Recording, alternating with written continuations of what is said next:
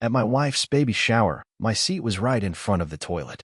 On the table, there was an air freshener and a sign that read, "Warning, strong odor." My wife, Olivia, and her family laughed, clinking glasses of expensive champagne. "It's a special seat just for you." Olivia grinned, batting those fake lashes, her manicured fingers resting on her swollen belly. They were all enjoying a luxurious spread, filet mignon, lobster, wine that cost more than my monthly car payment, while I sat there, staring at the $33,000 bill the waiter had just placed in front of me. Olivia's father, Ronald, patted me on the back, smirking like a man who knew a secret I didn't. I took a slow sip of my whiskey and smiled. They had no idea what was coming. 1 hour earlier, I stood outside the restaurant, gripping my phone so hard my knuckles turned white. The screen showed a message. "Can't wait to see you tonight, smirking face, you were amazing last night." He still has no clue. And below it, Olivia's reply. "LMAO babe, of course not. He's too stupid. Can't wait to feel you again, face-blowing kiss." I felt the ground shift beneath me. The air around me turned cold despite the summer heat. Olivia, my wife, the woman carrying what I thought was my child, was having an affair. I scrolled further. A hotel receipt. Last night, a suite at the Grand Royale. Paid for with my credit card. The messages kept coming. Pictures. Videos. Her, in a silk robe, barely covering herself. His hand gripping her waist. The timestamp? Less than 12 hours ago. 12 hours ago. While I was working my ass off to pay for this over-the-top baby shower, Olivia was in a hotel bed with another man. A sharp, bitter laugh escaped me. I put my phone away, took a deep breath, and walked inside. Back to the baby shower. The room was filled with laughter, chatter, and the occasional flash from a camera. Olivia looked radiant, her golden curls perfectly styled, her designer dress clinging to her like a second skin. The picture-perfect wife. The doting, expecting mother. The lying, cheating scoundrel. I raised my glass. "A toast," I announced. The room quieted, all eyes on me. Olivia beamed, probably expecting me to say something sappy. Her mother dabbed at her eyes, already emotional. I let the silence stretch, watching Olivia shift in her seat. "Good." Squirm. I cleared my throat, locked eyes with her, and smiled. To my wife. She smiled wider. To the beautiful woman who has given me so much, including a $22,000 hotel bill for a night she spent with another man. The glass slipped from Olivia's hand. Shattered. Gasps filled the room. Someone coughed. Olivia froze, her face drained of color. Showtime. The silence in the room stretched so thick, I could feel it pressing against my chest. Olivia's face twisted in a half-second of sheer panic before she caught herself, forcing out a nervous laugh. "Honey," she said, her voice sweet as poison. "What are you talking about?" I leaned back in my chair, rolling the whiskey glass between my fingers. "Oh, don't play dumb now, sweetheart. I mean the $33,000 you spent at the Grand Royale last night. You know, while I was at work." A murmur spread through the guests like wildfire. Olivia's mother's jaw nearly hit the table. Her father's smirk vanished. My so-called seat of honor suddenly didn't seem so funny anymore. "You must be mistaken." Olivia's voice wavered, but she held her chin high, her fingers tightening around the stem of her untouched champagne glass. I pulled out my phone and, with the casual ease of a man who had nothing left to lose, flicked my thumb across the screen. "I'd love to be mistaken, babe, but the messages say otherwise." I turned the screen toward the table. The first thing they saw was the picture. The one where her perfect, manicured hand gripped his chest, her robe barely covering anything. I watched her father's eyes flick to it, his expression going from confusion to horror in an instant. Someone at the table gasped. Olivia shot up from her chair so fast, the champagne flute toppled over, spilling golden liquid across the pristine white tablecloth. "Are you seriously doing this, dear? Now? At our baby shower?" I laughed, low and bitter. "Oh, I'm sorry, Olivia. Was I supposed to wait until after dessert?" Her lips curled, a flash of anger cutting through the fake innocence. "You don't even know what you're talking about." "Really?" I took another sip of whiskey, letting the warmth burn down my throat. "Then tell me, who's the guy?" She hesitated for a split second. Just long enough. A muscle in my jaw ticked. "Because I could tell you. But I want to hear it from you." She scoffed, flipping her hair over her shoulder, trying to regain control. "This is ridiculous. You're embarrassing yourself. And me." I stood up slowly, smoothing down the front of my blazer. "Oh, I think you already handled the embarrassment part when you were sneaking around behind my back. She crossed her arms. Fine. You want the truth.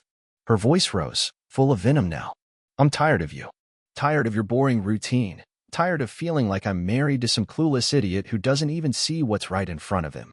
And you know what? Maybe I did find someone else. Someone who actually pays attention to me. A ripple of shocked whispers ran through the guests. Olivia's mother turned pale, while her father sat rigid, his fingers gripping the edge of the table. I stared at her, letting every single word sink in. The worst part? I'd spent years loving this woman, giving her everything. And she stood there, justifying her betrayal like I was the one who had done something wrong. I exhaled sharply and nodded. Well, thanks for the honesty. Guess there's just one last question. She folded her arms, glaring. What? I took one slow step forward and locked eyes with her. Is the baby even mine? The color drained from her face. The moment stretched, long and excruciating, and I saw it. The flicker. The hesitation. I didn't need to hear her answer. I already knew. Olivia's mouth opened, then closed. Her eyes darted around the room like a cornered animal searching for an escape. The guests sat frozen, their forks midair, their drinks forgotten. The weight of my question crushed every bit of laughter that had filled the air moments ago. Her hesitation was all the answer I needed. I let out a slow, cold chuckle. That's what I thought. No, wait, she blurted, her voice cracking. Of course, the baby is yours. Why would you even ask that? I tilted my head. Because you just admitted to cheating on me. And based on these texts, it's been going on for a while. So let me ask you again, in front of everyone, is the baby mine? Her breathing turned shallow.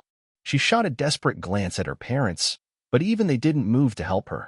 The reality of the moment slammed down on her, and for the first time since I had met Olivia, she didn't have a clever comeback. The silence stretched. A single beat. 2. 3. Then she did something that made my stomach turn. She laughed. Not a nervous giggle. Not a forced chuckle, but an actual laugh. A cold, heartless, bitch laugh. Oh my God, you're so dramatic, she sneered, flipping her hair over her shoulder. You think I'm going to let you humiliate me like this? At my own baby shower. I arched an eyebrow. I'm not the one who humiliated you, Olivia. You did that all on your own. Her nostrils flared. Oh, grow up, Ethan. What did you expect? You're just some boring, predictable husband. You think I should have only been with you for the rest of my life? Please, wake up. A collective gasp rippled through the room. I smiled, slow and deliberate. Well, since I'm so boring, predictable, and clueless, let's see if I was clueless enough to not prepare for this. I reached into my jacket pocket, pulled out a folded DNA test result, and tossed it onto the table. It landed right in front of her plate, the crisp white paper standing out against the dark mahogany. She stiffened. The guests leaned in. I watched her throat bob as she swallowed hard, her hands gripping the table. Her voice was a whisper now. Oh yeah, Olivia. I leaned in just enough to see the sheer panic in her eyes. I had my suspicions for months. So I got the test done. Just in case my clueless self needed some reassurance. Her hands trembled as she picked up the paper. She scanned the results, and when her lips parted, I saw it. That moment, that split second when she realized her entire world was about to burn. She shot up from her chair, knocking over the glass of champagne. The liquid splattered across the white tablecloth like bloodstains. This is a lie, she shrieked, her voice cutting through the heavy silence. You faked this. I pulled my phone out again and scrolled to a contact labeled Dr. Reynolds paternity test. Would you like me to call the lab right now? Put them on speaker. Her lips trembled. Ethan, please. I shook my head. No, Olivia. You don't get to please me anymore. Her father cleared his throat, his face red with embarrassment and fury. Is this true? He asked, his voice dangerously low. She whipped around to him. Dad, it's not what you think, he. Answer the damn question. Tears pooled in her eyes. Real this time. Not the fake, manipulative kind she had used on me so many times before. I don't know, she finally whispered. Her mother gasped, covering her mouth with trembling fingers. I let out a humorless laugh. Well, that's all I needed to hear. Olivia reached for my arm. Ethan, please, let's talk about this. I pulled away like her touch burned. We're done talking. I turned to the guests, most of whom looked like they had just watched a horror movie play out in real time. Well, folks, I think that's enough of a show for today. Enjoy the food. It's already paid for, unlike the baby, who apparently I wasn't the only one contributing to. I grabbed my coat and walked toward the exit. Behind me, Olivia screamed my name, her voice cracking into a sob. Her father was shouting. Her mother was crying. The guests were murmuring in disbelief. And me? I just smiled to myself as I walked out into the night, finally free. I stepped out of the restaurant, inhaling the crisp night air as the chaos inside faded behind me. My heart was pounding, adrenaline still surging through my veins, but beneath it all, there was a strange sense of relief. It was done. I pulled out my phone, ignoring the dozens of notifications already flooding in. Olivia's name flashed on the screen, incoming call. I let it ring. Then again, and again. By the fourth call, I finally answered. Her voice was frantic, breathless. Ethan, listen to me, please. You can't just walk away like this. I exhaled sharply, staring up at the dark sky. I think I just did. Come on. You're making a huge mistake. I barked out a bitter laugh. Oh, I made a mistake, all right. The mistake was ever trusting you. She sniffled, and for a second, I thought she might try another sob story, but then her tone turned sharp. You're seriously leaving? Over this? Over this? I rubbed a hand down my face. Olivia, you cheated on me. Lied to me. You let me believe this baby was mine while you were sleeping with another man. Hell, multiple men, for all I know. Oh, don't be dramatic. That was it. The final straw. Something inside me snapped, all the hurt, the anger, the betrayal crashing down at once. You really don't get it, do you? My voice was cold, steady. You ruined our marriage. And now you're trying to act like I'm the problem? She scoffed. Ethan, grow up. It's not like I don't love you. I cut her off. You just what? Olivia? Needed some extra attention? Wanted the thrill of sneaking around? Or was it just about the money? Silence. That pause again. That damn hesitation that told me everything I needed to know. I hope he was worth it, I said, and before she could spew another excuse, I hung up. I stood there for a moment, phone still in my hand, staring at my reflection in the restaurant window. This was it. The end of everything I thought I had. The life I built. The woman I loved. The child that was never mine. And yet, I didn't feel broken. I felt free. A car horn blared, snapping me out of my thoughts. I turned to see my best friend, Jason, leaning against his truck, arms crossed. He must have seen everything go down inside because there was no need for words. He just nodded toward the passenger seat. Come on, man. Let's get out of here. I climbed in, the restaurant disappearing behind us as we drove into the night. The city lights blurred past as Jason drove in silence, giving me space to process everything. My fist clenched in my lap, my mind replaying the last hour over and over like a cruel joke. Olivia's smirk, her dismissive tone, the way she laughed when I confronted her, it all felt surreal. Jason finally spoke, his voice low. You want to talk about it? I exhaled sharply. What's there to talk about? She's lying, cheating.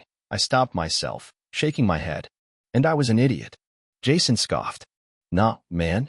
You were just the only one who actually believed in her. He gripped the steering wheel tighter. I never liked her. Always thought she was too into herself. But I didn't say anything cause, you were happy. I let out a bitter chuckle.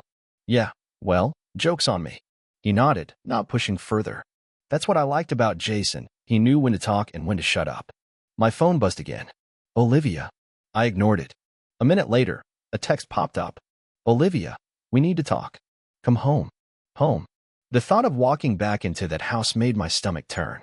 The same place where I planned our future, where I stayed up late painting the nursery, where I told myself we were going to be a family. All of it was a lie.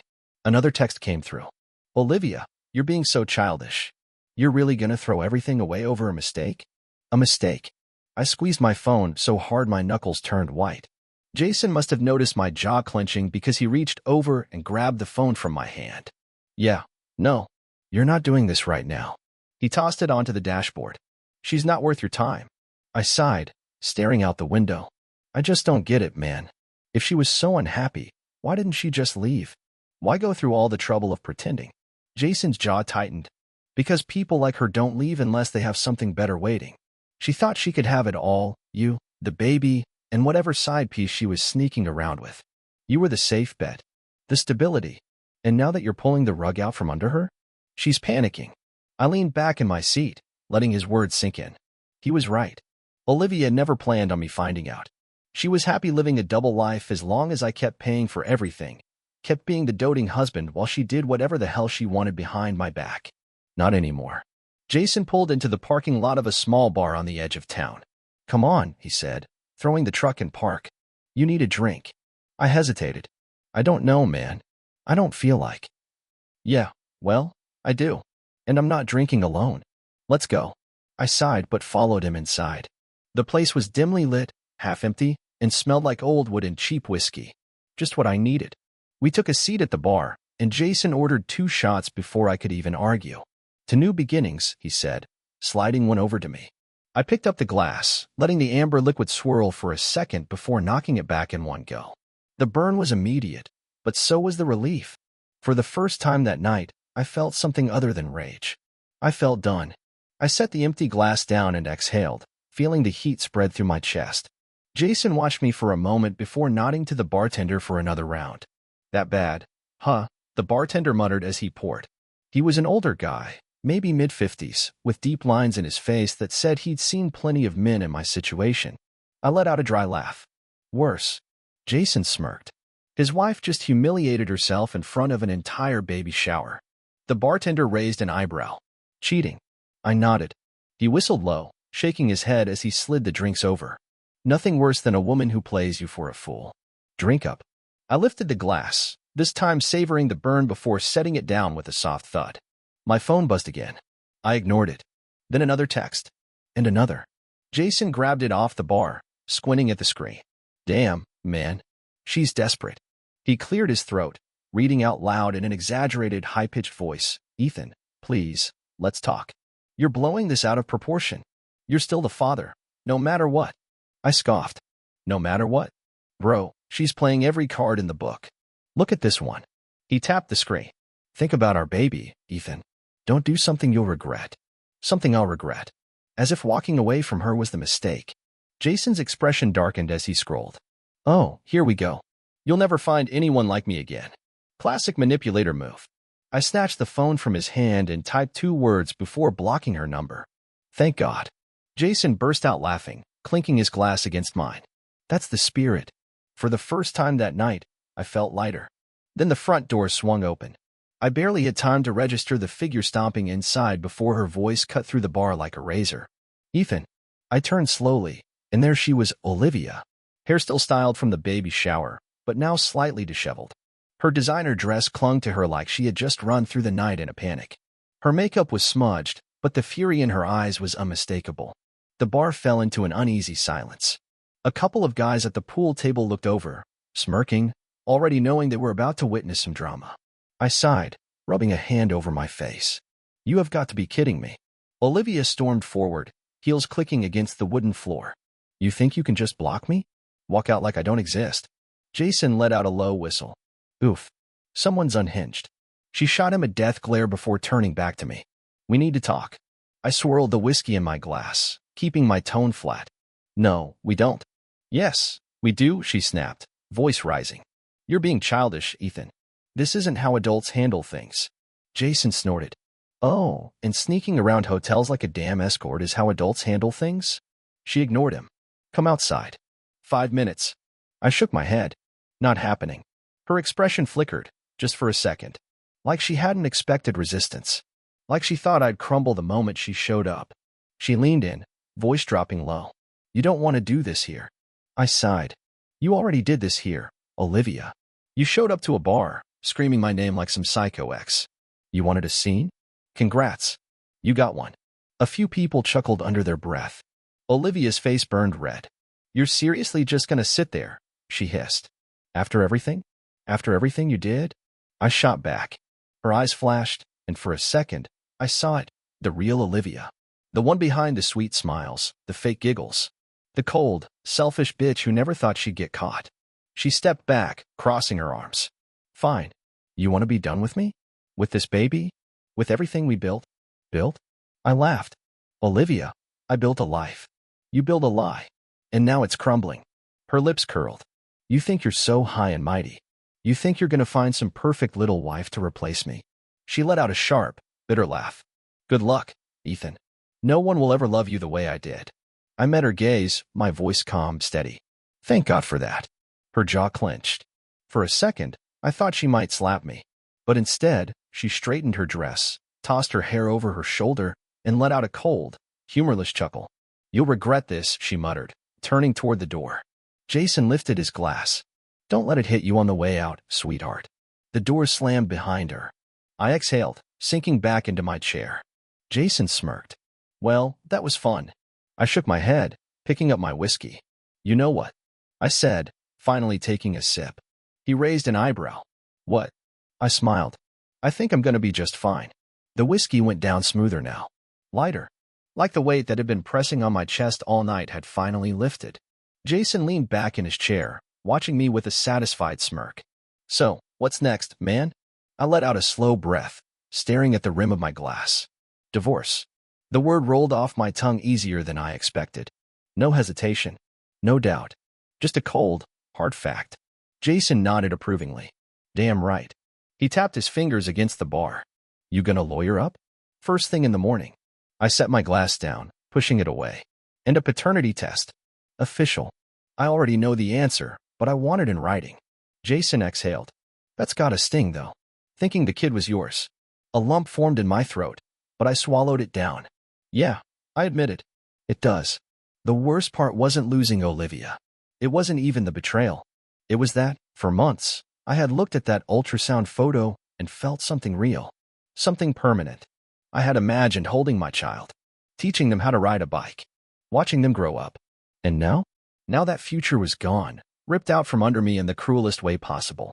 Jason must have seen something in my face because he clapped a hand on my shoulder. "Hey, this is a good thing, man. You dodged a lifetime of hell with that woman." I nodded, forcing a smirk. "Yeah, and I saved a fortune on diapers." Jason chuckled. "That's the spirit."